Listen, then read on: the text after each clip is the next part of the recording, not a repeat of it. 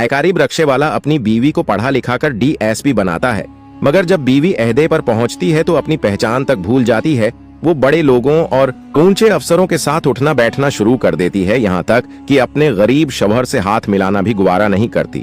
वो अपनी हर जरूरत उन्हीं लोगों से पूरी करवाती है और बदले में उनकी होश भी मिटाती है। गरीब शौहर ने फिर एक दिन ऐसा काम कर डाला जो उस रहती दुनिया में हर इंसान के लिए अबरत बन गया। एक बेवफा डीएसपी बीवी का सच्चा वाकया। वो शौहर जिसने अपनी दिन रात की मेहनत सिर्फ बीवी की पढ़ाई और कामयाबी पर लगा दी, मगर जब बीवी अफसर बनी तो इसने अपने अहदे का गलत फायदा उठाया और इसी शौहर को पहचानने से भी इनकार कर दिया। रिश्तों की कड़वी सच्चाई। प्रशांत एक रक्षा चालक था जिसकी उम्रता करीबन 27 साल रही होगी। वो रक्षा चलाकर ही अपने घर का गुजारा करता था। एक दिन की बात है, शहर की तंग गलियों से गुजरते हुए प्रशांत अपने रक्षे में बैठे मुसाफिरों को उनकी मंजिल तक पहुंचाने में मशगूल था। यही उसका जिंदगी थी, सादगी, मेहनत और ईमानदारी से भरी हुई। वो दिन भर रक्षा चला आता और घर का खर्च पूरा करता, लेकिन आज का दिन उसके लिए किसी इम्तिहान से कम न था। जैसे ही वो एक चौक पर पहुंचा, एक ट्रैफिक पुलिस वाला प्रकाश यादव ने उसे इशारे से रोक लिया। प्रकाश के चेहरे पर सख्तगी साफ झलक रही थी। रक्षा साइड में लगाओ, उसने हुक्म दिया। प्रशांत ने फौरन रक्षा रोक दिया और पूछा, क्या बात है साहब, कोई गलती हो गई क्या? प्रकाश ने आंखें थरेरें। तुमने ट्रैफिक नियमों की खिलाफा वर्जी की है, जुर्माना देना पड़ेगा। प्रशांत हैरान रह गया। उसे यकीन ही नहीं हुआ कि उसने कोई कानून तोड़ा है। वो नरमी से बोला, मगर मैंने तो कोई गलती नहीं की, आप बताइए मैंने क्या गलत किया? प्रकाश ने ठंडी नजरों से उसकी तरफ देखा और धमकाते हुए कहा, बहस मत करो, या तो जुर्माना भरो या फिर थाने चलो। थाने का नाम सुनकर प्रशांत के चेहरे पर एक हल्की मुस्कान आ गई। उसे महसूस हुआ कि किस्मत ने उसे एक दिलचस्प मोड़ पर लाकर खड़ा कर दिया है। वो बेझिझक बोला, ठीक है, मुझे थाने ले चलिए। कांस्टेबल प्रकाश को लगा कि ये आदमी नादानी कर रहा है। आमतौर पर लोग पुलिस का नाम सुनकर डर जाते हैं, मगर यह शख्स तो खुद ही थाने चलने को तैयार था। प्रकाश ने उसे रक्षा कुनारे लगाने का हुक्म दिया और अपने साथी के साथ उसे थाने ले गया। जनकपुर थाना जहां प्रशांत को लाया गया, वहां 2 दिन पहले ही उसकी बीवी समर्थ शर्मा की डीएसपी पोस्ट पर तैनाती हुई थी। समर्थ को इस मकाम तक पहुंचाने के लिए प्रशांत ने दिन रात मेहनत की थी। अपनी पढ़ाई छोड़कर उसने समर्थ को पढ़ाया, सहारा दिया ताकि वो एक दिन बड़ी अफसर बने। जैसे ही प्रशांत थाने के अंदर पहुंचा, उसे एक कुर्सी पर बैठने का इशारा किया गया। पास ही एक कीबन में डीएसपी समर्थ किसी से फोन पर सख्त लहजे में बात कर रही थी। देखो, मेरी पोस्टिंग नहीं हुई है, उसका यह मतलब नहीं कि तुम मेरे नाम का गलत इस्तेमाल करो। मैं अपने अहदे की इज्जत करना जानती हूँ और आगे से मुझसे ऐसी उम्मीद मत रखना। प्रशांत ने जब अपनी बीबी की आवाज सुनी तो उसके चेहरे पर हल्की सी मुस्कान आ गई। उसे पूरा यकीन था कि समर्थ जब सुनेगी कि इसका ही शौहर बेगुनाह पकड़ लिया गया है तो वो जरूर उसकी मदद करेगी। समर्थ ने फोन काटा और अपने दफ्तर से बाहर आकर सख्त आवाज में पूछा, किसे और क्यों पकड़ा है? कांस्टेबल प्रकाश ने जवाब दिया, मैडम, इस आदमी ने ट्रैफिक कानून तोड़े हैं और जुर्माना भरने से मना कर रहा है। समर्थ की नजर जब प्रशांत पर पड़ी तो एक लम्हे के लिए वो ठटक गई, लेकिन अगले ही पल उसने अपनी आंखें फेर ली और चेहरे पर सख्त लहजा ला कर बोली, अगर ये जुर्माना नहीं देना चाहता तो उसका रक्षा जब्त कर लो और उसे यहां से निकाल दो। प्रशांत को अपनी ही बीवी के मुंह से ये अल्फाज सुनकर गहरा सदमा पहुंचा। उसने सोचा था कि समर्थ उसकी सच्चाई समझेगी और उसका साथ देगी, मगर यहां तो उल्टा हो रहा था। समर्थ, तुम वाकई ऐसा कह रहे हो? प्रशांत के होंठ सूख गए और उसकी आंखों में एक टीस सी उठी। यही वो औरत थी जिसके ख्वाबों के लिए उसने अपनी खुशियों को पीछे छोड़ दिया था। वही समर्थ जो कभी कहती थी, बस एक बार मुझे अच्छी नौकरी मिल जाए, फिर तुम्हें मेहनत करने की जरूरत नहीं पड़ेगी। आज वही उसके संघर्ष को रौंद रही थी। थाने में मौजूद तमाम लोग ये मंजर देख रहे थे। कुछ पुलिस वाले एक दूसरे की तरफ देखकर मुस्कुरा रहे थे, जैसे ये सब उनके लिए कोई तमाशा हो। प्रशांत के चेहरे पर मायूसी छा गई। उसकी आंखें तो सूखी थीं, मगर उसका दिल अंदर ही अंदर रो रहा था। उसने बिना कुछ कहे थाने से बाहर कदम बढ़ाया। उसका रक्षा जब्त कर लिया गया था। वो धीरे धीरे सड़क की ओर बढ़ा। उसके कदम भारी थे। सड़क पर चलते हुए उसके जहन में बहते हुए दिन घूम रहे थे। कैसे उसने समर्थ की शादी के बाद भी उसे पढ़ाने की कोशिशें जारी रखें, कैसे उसने हर दिन अपनी जरूरतों को गिरवी रखकर उसकी किताबें खरीदें, कैसे रात रात भर मेहनत करके उसे इस मकाम तक पहुंचाया, और आज इसी ने उसे पहचानने से इनकार कर दिया। रात का अंधेरा गहरा ताजा रहा था। ठंडी हुआ कि लहरों में प्रशांत भारी कदमों से अपने घर की तरफ जा रहा था। दिल में हजारों सवाल थे, आंखों में मायूसी थी और जिहन में एक अजीब सा दर्द, जिस बीवी के लिए उसने अपनी पूरी जिंदगी संघर्ष में बता दी, वहीं आज उसे पहचानने से इनकार कर गई। थक्का हारा वो अपने घर पहुंचा। दरवाजा खोलते ही उसकी मां श्यामला देवी ने फक्र भरी निगाहों से उसकी तरफ देखा। बेटा, इतनी देर कहां लगा दी? सब ठीक तो है? मां ने पूछा। प्रशांत ने गहरी सांस ली, फिर धीमी और टूटी हुई आवाज में बोला, मां, समृद्धि बहुत बदल गई है। उसने मुझे पहचानने तक से इनकार कर दिया। ऊपर से मेरा रक्षा भी जब्त करवा दिया। जिस रक्षे को चलाकर मैंने उसे डीएसपी बनाया, उसी को मुझसे छीन लिया। मां के चेहरे पर दर्द और गुस्से का मिला जला रंग साफ नजर आ रहा था। लगा वो अपनी चूड़ीदार उंगलियों से माथे को सहलाने लगी। बेटा, तुम्हें वो दिन रात मेहनत करनी पड़ी और आज वही लड़की तुम्हें जलील कर रही है। प्रशांत ने उदास आंखों से मां की तरफ देखा, मगर कुछ न बोला। घर के एक कोने में बैठा इंशल प्रशांत का 6 साल का बेटा दादी के पास खेल रहा था। वो अपनी नन्ही हथेलियों से दादी की गोद में खेलता रहता था। असल में अंशल को अपनी मां से ज्यादा दादी के साथ रहने की आदत थी। समृद्धि हमेशा अपने करियर और पढ़ाई में मशगूल रहती थी, इसलिए मां का प्यार उसे कभी ठीक से मिला ही नहीं। बेटा, तूने इतना सब कुछ किया, मगर ये औरत तेरा एहतराम करना तो दौर अब तुझे गरीब और कमजोर समझने लगी है। मां को पूरा यकीन था कि प्रशांत कोर्ट से कागज बनवाकर रक्षा छुड़वाने जरूर आएगा, मगर जब पूरा दिन बीत गया और वो नहीं आया तो समृद्धि का चेहरा गुस्से से लाल हो।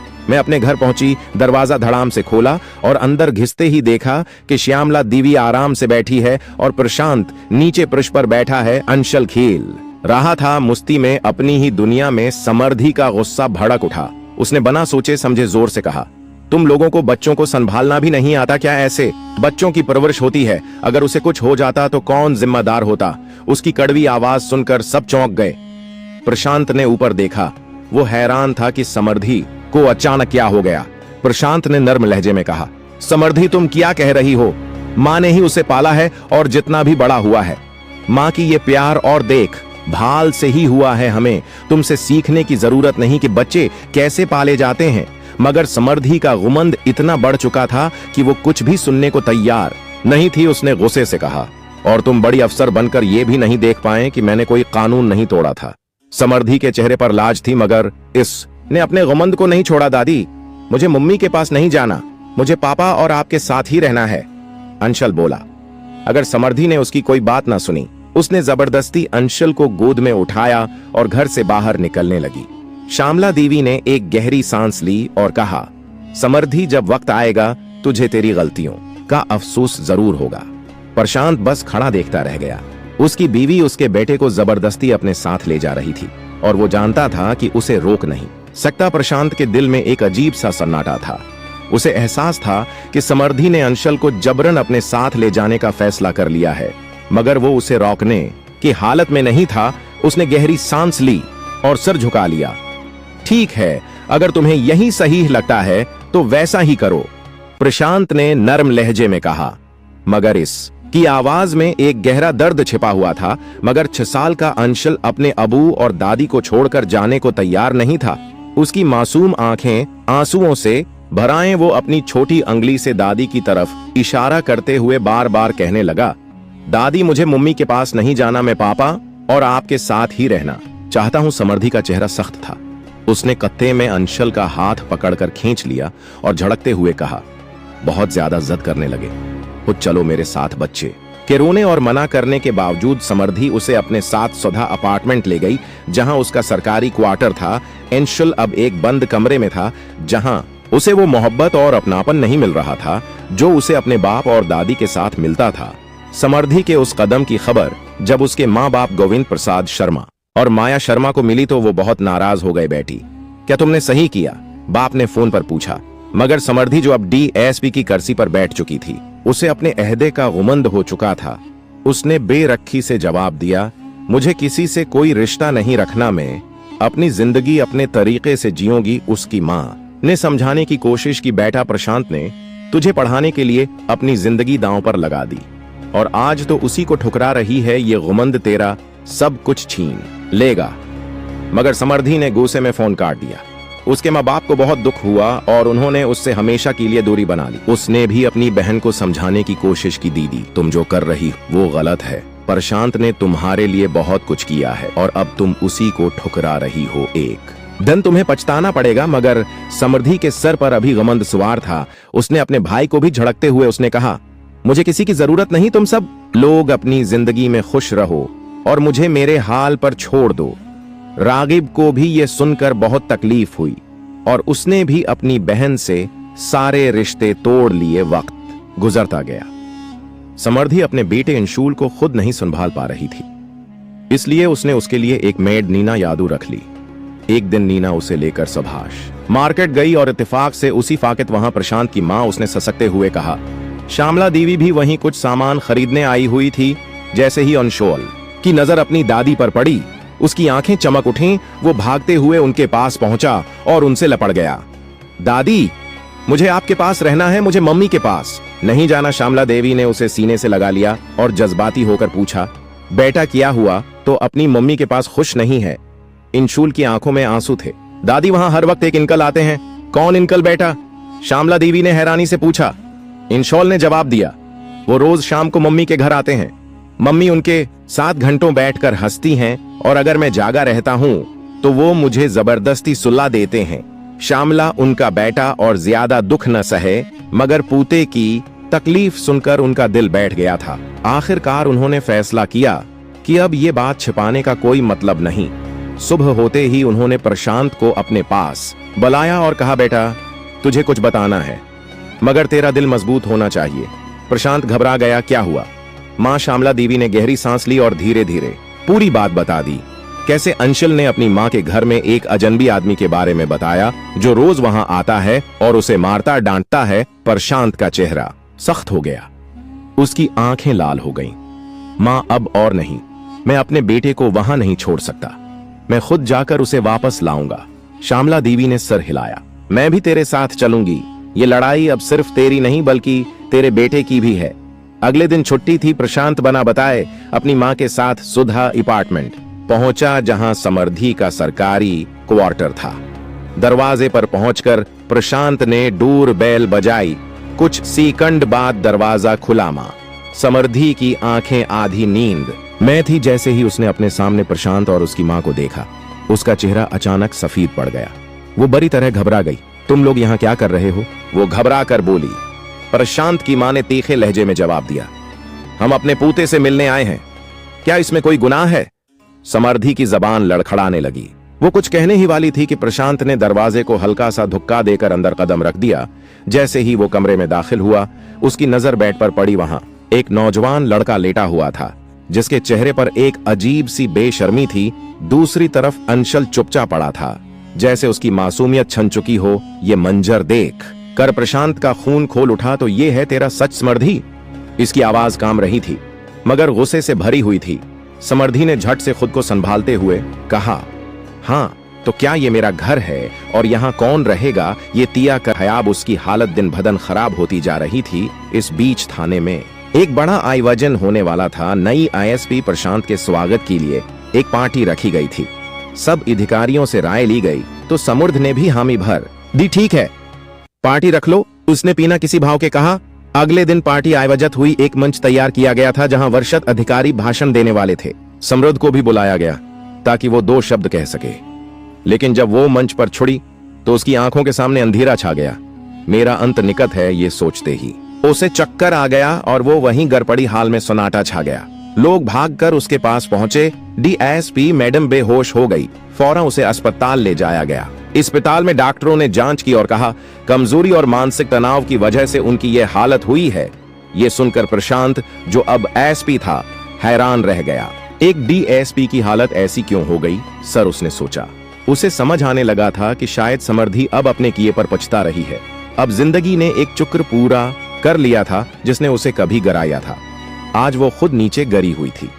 समृद्धि अब सिर्फ एक मौका चाहती थी, अपने गुनाहों की माफी मांगने का अपने बेटे को फिर से गले लगाने का और अपने अतीत की गलतियों को सुधारने का समर्थी अब पूरी तरह टूट चुकी थी।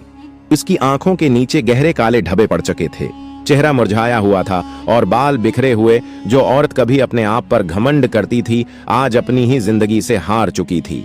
एक दिन वो किसी तरह हिम्मत जटा कर बाजार गई।